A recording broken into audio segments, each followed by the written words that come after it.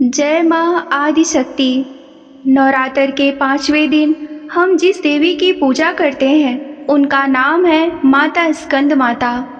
क्या आप जानते हैं कि इन्हें यह नाम कैसे मिला और क्यों इनकी पूजा करने से ना सिर्फ संतान सुख मिलता है बल्कि आपके जीवन के सारे कष्ट दूर हो जाते हैं।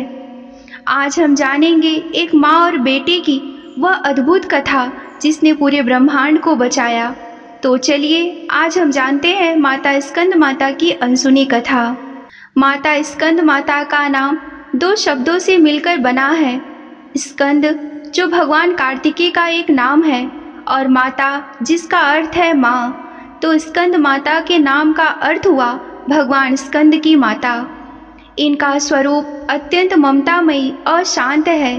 इनकी 4 भुजाएं हैं। ये अपनी 2 भुजाओं में कमल के फूल को धारण करती हैं। एक हाथ से भगवान स्कंद को गोद लिए हुए हैं और इनका एक हाथ अभय मुद्रा में रहता है जो भक्तों को सुरक्षा और आशीर्वाद प्रदान करता है।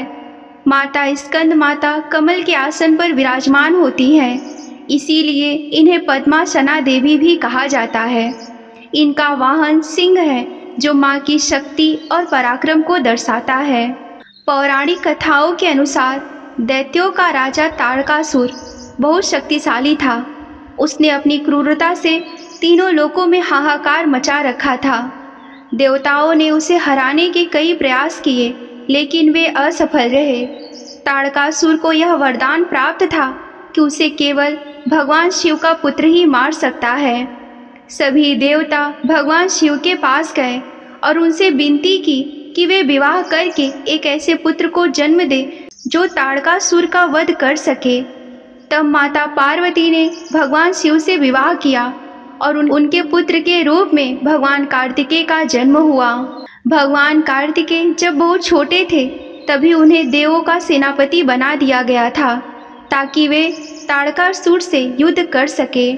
माता पार्वती ने अपने पुत्र को युद्ध के लिए तैयार किया और उस समय वह जिस रूप में प्रकट हुई वही स्कंद माता का रूप था। उन्होंने अपने पुत्र को अपनी गोद में बिठाकर दुनिया की सबसे बड़ी ममता और निडरता का परिचय दिया। माँ ने अपने पुत्र को न केवल पाला बल्कि उसे युद्ध के लिए भी तैयार किया। यही कारण है कि स्कंद माता को ममता, साहस और शक्ति का प्रतीक माना जाता है। भगवान कार्तिकेय ने अपनी माँ की छत्र छाया में युद्ध कौशल सीखा और अंत में ताड़कासुर का वध कर दिया जिससे तीनों लोकों को शांति मिली। माता स्कंद माता की यह कथा हमें कई महत्वपूर्ण सीख देती है। यह कथा बताती है कि एक माँ की ममता और शक्ति दोनों ही असीम होती है। वह अपने बच्चे की सुरक्षा के लिए किसी भी हद तक जा सकती है।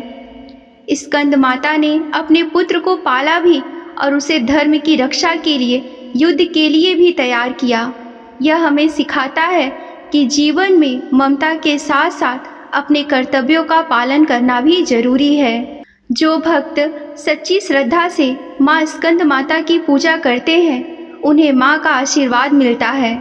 माना जाता है कि उनकी कृपा से निसंतान दंपति को संतान सुख की प्राप्ति होती है और बच्चों का भविष्य उज्जवल होता है। तो अगली बार जब आप नवरात्रि में माँ स्कंद माता की पूजा करें तो सिर्फ एक देवी के रूप में नहीं बल्कि उस माँ के रूप में करें जिसने अपने बच्चे की सुरक्षा और धर्म की रक्षा के लिए ब्रह्मांड के सबसे बड़े युद्ध को संभव बनाया।